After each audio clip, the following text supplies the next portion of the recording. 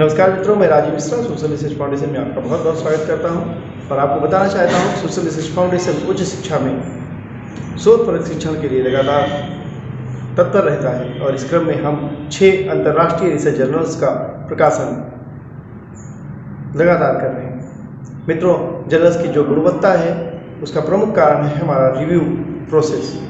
हम अपने पेपर को डबल ब्लाइंड पीयर रिव्यू पद्धति के आधार पर रिव्यू कराते हैं, तमाम एक्सपर्ट्स के पास भेजते हैं और उनके द्वारा अनुशंसित होने पे ही वो पेपर आगे प्रकाशित होता है। इसी कड़ी में सोशल रिसर्च फाउंडेशन ने एक नई शुरुआत करी है, वो है ओपन वाइवा। इस क्रम में हम जूम मीटिंग के तहत एक्सपर्ट और लेखक को आमने सामने रखकर एक साक्षात्कार कराते हैं, जिसमें दोनों एक दूसरे से अनभिज्ञ होते हैं। खाली उनके पेपर एक दूसरे के पास होते हैं और वे अपने पेपर पर एक डिस्कशन करते हैं एक्सपर्ट से, और एक्सपर्ट उस पेपर पर साक्षात्कार पद्धति से डिस्कशन करने के बाद पूरी तरह जब संतुष्ट हो जाता है तब वह पेपर हम अपने जर्नल में प्रकाशन के लिए भेजते हैं। तो आइए हम अपनी तरह का पहला अभिनव प्रयोग करते हैं रिव्यू प्रोसेस के लिए ओपन वाइवा के रूप में।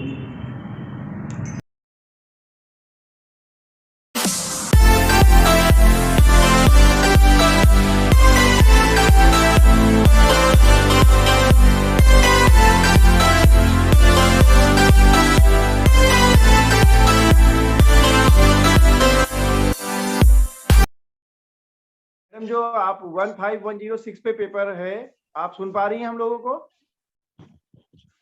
हाँ सर जी। जी ठीक है। तो आपको कोई जरूरी नहीं है अपना पूरा पेपर पढ़ें, आप पूरे पेपर के बारे में आप क्रमवार सर को बता सकती हैं, ठीक है। और अगर सर का कोई सजेशन होगा या कोई करेक्शन होगा आपके ऊपर रूबरू बता देंगे, और आप सर से पूछ भी सकती हैं इस पेपर को और अच्छा कैसे बनाया जाए, ठीक है। तो मैं आपका पेपर अभी शेयर करने जा रहा हूँ, ठीक है जी, बताएं। ओके सर, ओके जी। नमस्कार मित्रों, मैं Rajeev Mishra social research foundation में आपका बहुत बहुत स्वागत करता हूं। और जैसा कि आप जानते हैं, हम हर बार कुछ ना कुछ नया इनोवेशन करने की कोशिश करते हैं। तो इसी क्रम में आज हमने रिव्यू प्रोसेस की इस पद्धति को आपके समक्ष रखा है और आज हम लेकर आ रहे हैं भौतिक विज्ञान का एक पेपर। मैं आपके समक्ष पेपर शेयर करता हूं जिसको आथर आपके समक्ष रखेंगे। ये है पेपर नंबर 15106। हाँ जी, ये आपका ही पेपर है ना मैम? जी जी सर। जी, तो आप इसके बारे में हमारे रिव्यूअर सर को बताइए। जी सर, गुड आफ्टरनून सर। मेरा नाम सपना है, मैं आईआईटी दिल्ली से पीएचडी कर रही हूँ। Ma'am I am sorry to interrupt. Ma'am I am sorry to interrupt you. ना तो अपने बारे में कुछ बताइए, ना रिव्यूअर सर से उनके बारे में कुछ पूछिए, ठीक है? ओके ओके सर, ठीक है। कोई भी पर्सनल डिटेल हम यहाँ पे डिस्क्लोज नहीं करेंगे। Okay sir, okay sure sir. Sir ये फिजिक्स बेस्ड पेपर है। सरफेस प्लाज्मॉन रेजोनेंस इमेजिंग यूज करके मैंने बायो सेंसिंग करी है इसमें। ये टोटली थियोरेटिकल पेपर है। ये पेपर हमारी एक्सपेरिमेंटल टेक्निक्स को एनहेंस करने के लिए है बेसिकली। इसमें बायो सेंसर्स की जो सेंसिटिविटी है उसको एनहेंस करने पे फोकस किया गया है सरफेस प्लाज्मॉन रेजोनेंस स्पेक्ट्रोस्कोपी यूज करके।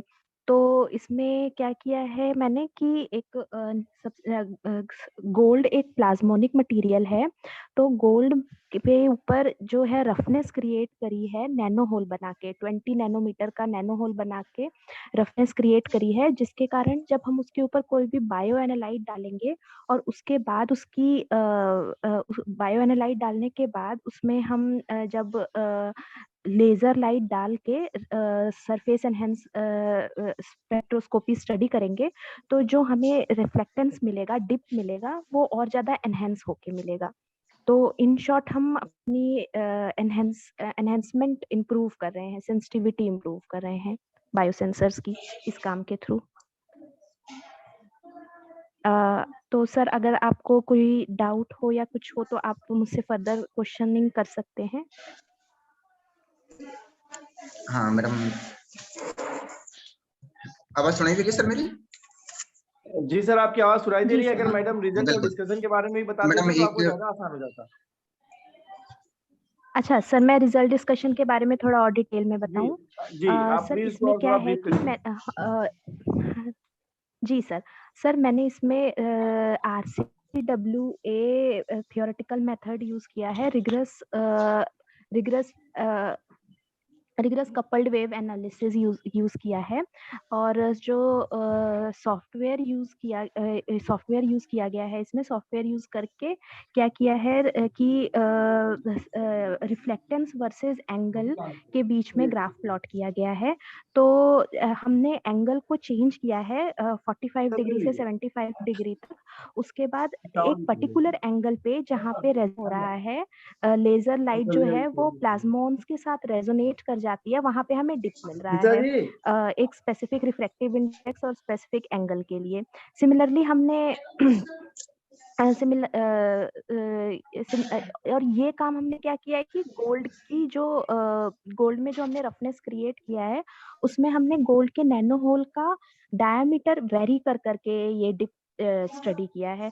तो हमने देखा कि 20 मीटर की डिप के लिए हमें बेस्ट एनहेंसमेंट मिल रहा है। तो अब हम जब इसके लिए फर्दर एक्सपेरिमेंट करेंगे तो हमें अलग अलग चेंज नहीं करना पड़ेगा। हम डायरेक्टली 20 नैनोमीटर का होल लेके अपने जो बायो सेंसर है वो बना सकते हैं एक्सपेरिमेंटली।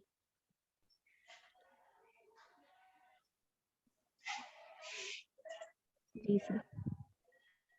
तो ये सर अब अगले पिक्चर में हमने ये दिखाया हुआ है। सर तो फिर शेयर से शेयर मैं कर, देख नहीं पा रही हूँ जो आपने पेपर शेयर किया।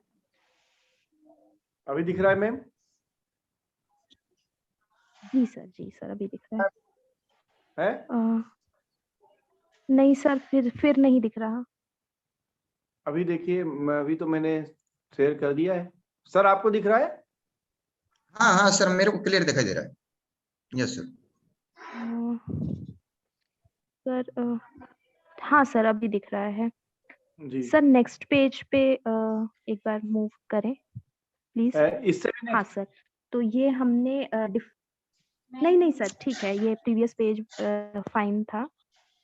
हाँ, तो प्रीवियस पेज पे ही करना है ये। Sir sorry, previous page. जी जी, इससे भी प्रीवियस। ये वाला मैम?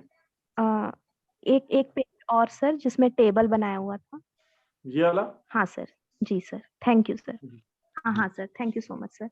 हाँ तो सर जैसा कि आप देख सकते हैं, इसमें हमने अलग अलग ये जो टेबल बना रखा है, अलग अलग डायामीटर लिया हुआ है।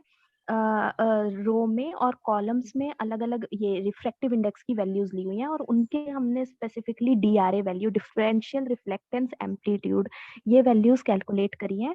और जैसा कि आप देख सकते हैं कि बेस्ट जो हमें DRA वैल्यू मिल रही है वो 0.2593 मिल रही है 20 नैनोमीटर के होल के लिए, 20 नैनोमीटर डायमीटर के लिए।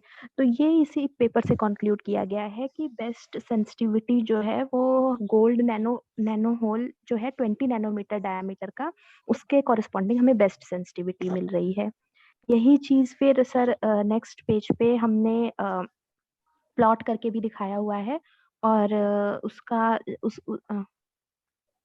हाँ हाँ सर, ये सेम चीज फिर हमने फर्दर प्लॉट करके दिखाई हुई है। DRA की value with diameter to the period ratio, aspect ratio लेके प्लॉट करके हमने दिखाया हुआ है। और ऐसा हमें एक पैटर्न मिला है कि जैसे जैसे हम डायमीटर को चेंज कर रहे हैं, वैसे वैसे हमारा ये इस तरह से इंक्रीजिंग वे में एम्पलीट्यूड ये DRA की वैल्यू चेंज हो रही है।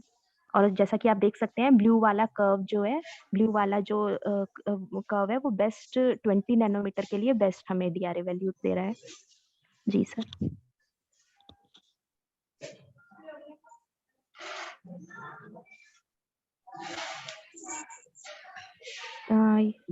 में ऑब्जेक्टिव ऑफ द स्टडी आप और डाल दीजिएगा जो मुझे नहीं दिख रही है। ओके सर, ठीक है सर, बिल्कुल मैं उसको इम्प्रूव कर देती हूँ सर। मैं ऑब्जेक्टिव थोड़ा ठीक से अच्छे से क्लियरली इसमें रिप्रेजेंट कर दूंगी।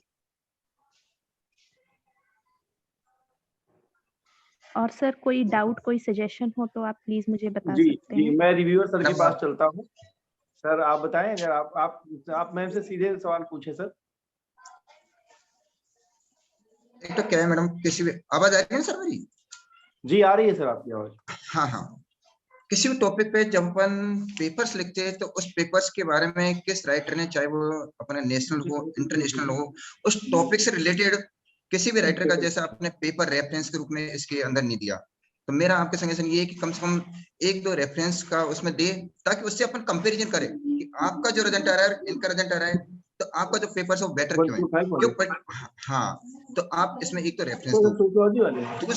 दूसरा मैंने ये देखा है कि रेफरेंसेस के अंदर जो करंट ईयर के जो पेपर्स है, ठीक है, आपने जो दिया 97 के, लेकिन करंट ईयर जैसे 19, 20, 21 के अंदर इस फील्ड के अंदर किसी भी राइटर ने कितना रिसर्च के अंदर काम किया है, तो करंट ईयर के आप रेफरेंस अगर दोगे तो आपका जो पेपर है वो अच्छा है, लेकिन इससे भी आपका काफी अच्छा माना जाएगा नेशनल इंटरनेशनल लेवल पे।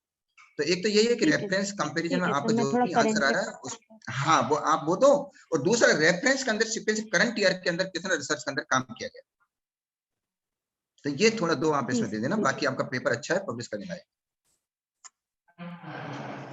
ओके जी, सर, थैंक तो यू सर। मैडम आप समझ गई कि रिव्यूअर सर ने आपसे क्या कहा और आपको पेपर किस तरह ठीक करना है इसको?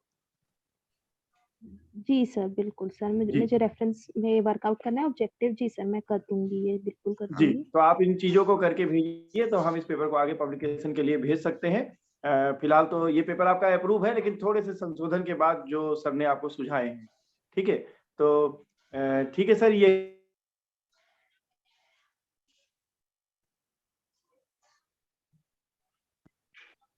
फिजिक्स ये एक पेपर है। इसके बाद हमारा सोशलॉजी का सेशन लगा हुआ है, तो उस सेशन को तो हम जो सोशलॉजी के जो एक्सपर्ट हैं उनके साथ जुड़ेंगे, जो उनके स्कॉलर हैं उनके साथ जुड़ेंगे। बस खाली आप लोग से इतना ही निवेदन भी है, आपको धन्यवाद भी है कि जो ये रिव्यू पद्धति है, इससे क्या हो रहा है कि जो रिसर्च स्कॉलर है वो सामने सामने जान पा रहे हैं कि हमारे पेपर में क्या करेक्शन हो सकता है, और उनको कई बार जो असंतोष होने की स्थिति में हमारे रिव्यूअर से वो कंफर्म भी कर सकते हैं। तो नहीं नहीं मित्रों, जो हमारे हैं, जो हमारे रिव्यूअर्स हैं, जो हमारे व्यूअर्स हैं, वो इस बात को देख भी पा रहे होंगे। और मैं तमाम उन स्कॉलर्स से, तमाम उन शोधार्थियों से ये कहना चाहता हूँ कि यदि आपके पास भी कोई अपना रिसर्च पेपर है जिसे आप प्रेजेंट करना चाहते हैं, तो आप सोशल रिसर्च फाउंडेशन को भेजिए और उसका निश्चित रूप से लाभ उठाइए, क्योंकि हमारे पास जो विषय विशेषज्ञ के रूप में सर जुड़े हुए हैं, जो एक पूरी टीम जुड़ी हुई है, वो निश्चित रूप से इस भारत को आगे बढ़ाने के लिए आपकी मदद करना चाहती है और हमेशा मदद करती रहेगी। तो सर, इन्हीं शब्दों के साथ मैं आपसे विदा लेता हूँ, और फिर आपको भविष्य में फिर से आपको कष्ट देंगे इसी तरीके के पेपर के रिव्यू के लिए। समाज शास्त्र से एक सज्जन हमसे जुड़े हुए हैं, मैं इस मीटिंग को थैंक यू, रिव्यू है ना?